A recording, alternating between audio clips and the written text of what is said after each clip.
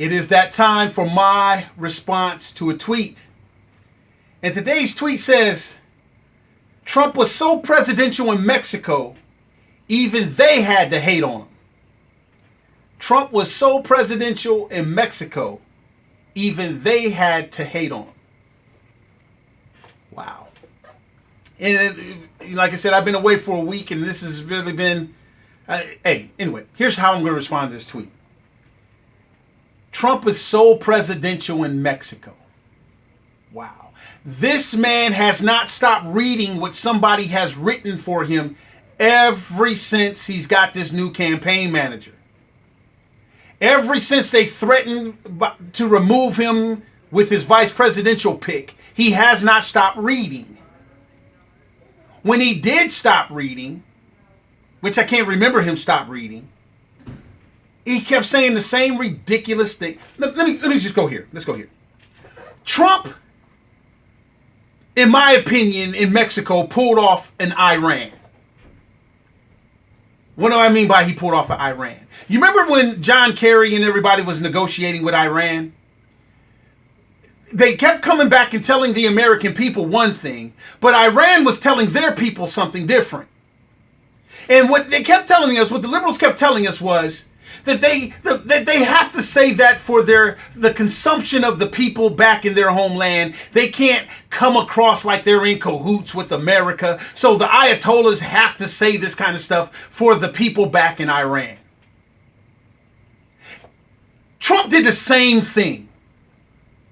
For all you silly ass, excuse me, calm down, woosah. All you silly Trump supporters, isn't this what you wanted Trump to not do? Isn't this the political foolishness that you wanted Trump not to do? He did the same thing. He gets in there and he's reading what his new campaign manager wrote for him. The Mexican people are awesome. The Mexican people are beautiful. The Mexican people are amazing. The Mexican people are this and this and that. And then the number one thing that this so-called tough guy was supposed to go down there and do was to let Mexico know that we're going to build a wall and they're going to pay for it. This man didn't even want to bring that up. Why? Because he's hoodwinking you. He is bamboozling you. He has no intention on making the drug cartels, the people that will pump hot shots in them, in Spanish, Mexican, Puerto Rican, or whatever, they will shoot and kill this dude before he can ever make the drug cartels pay for this wall. He knew it. He was not going to go into the lion's den and go in there and act like a mean old lion. He was going to go in the lion's den and start telling you doing what he said Ted Cruz is doing. Lion Donald went down in Mexico with his tail tucked between his legs, and he came out while he's in Mexico, making you think he's presidential. And all he did is he told whoever the Mexican president is, all he did is said this: hey, when I go back to the States, man, I'm going to have to say stuff for my public consumption. So when you hear me say something, this and that. And guess what the Mexican president had to do? He had to say stuff for his human consumption down there in Mexico, too. So while Donald Trump is down there in Mexico sucking up, yes, I said sucking up, Mexican people are wonderful. Mexican people are brilliant. They're the hardworking people. Did you say anything about the wall? No, didn't say anything about... Why didn't you say something about the wall? Because I'm an orange punk. I only say the things about the wall to you dummies. To you Trump-tards. That's the only person that I'm going to say something about the wall to. It's to you ridiculous people back in the United States. I have no intention on building a wall. And I had to let the Mexican president know that. And so he wouldn't let his people know. And Donald Trump came back and got on Twitter, got in front of the American people and started sounding tough again. So if he was sounding presidential, Mr. and Mrs. Trump-tard, isn't that what you didn't want Donald Trump to do, was sound presidential? Because presidential is that same stupid, sick game. Say a bunch of stuff that you don't mean. Say a bunch of stuff to get elected. Say a bunch of stuff to get votes. But just hoodwinking people.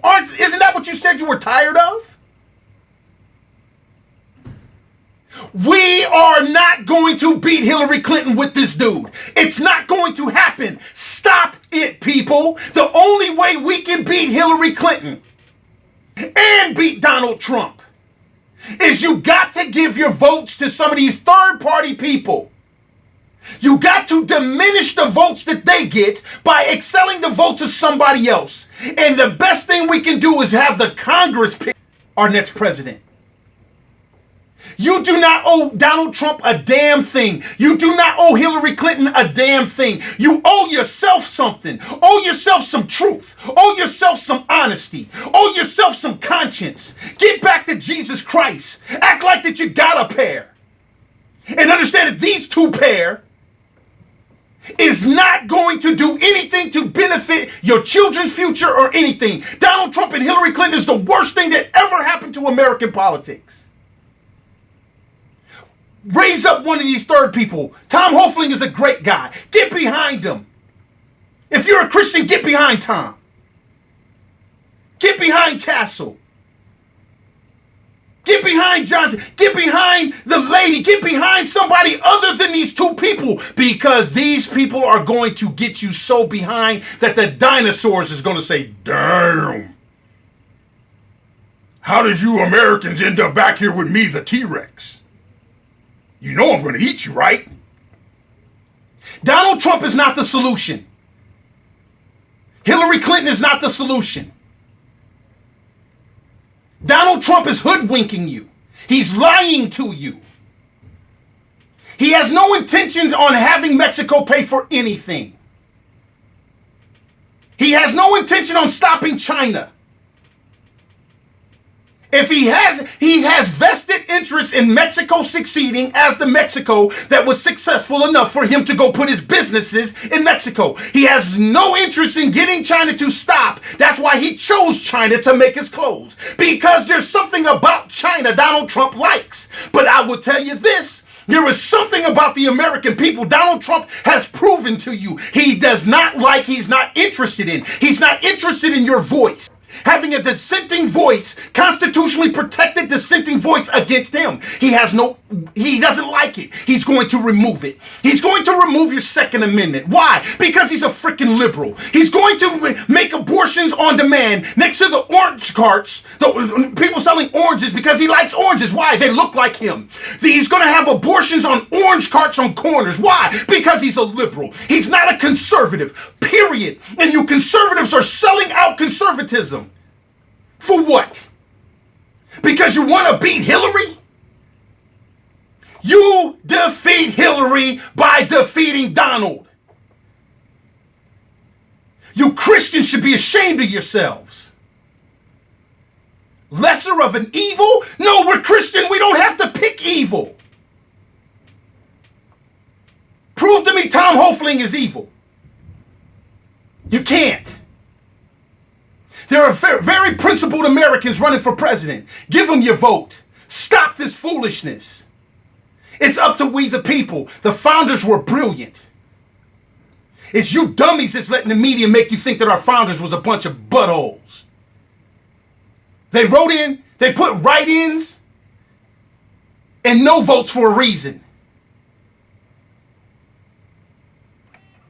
I'm telling you, our country is slipping away, and you might as well say bye USA. If you keep on this suicide pact of thinking that that Donald Trump is conservative and he can really beat Hillary. You're stupid.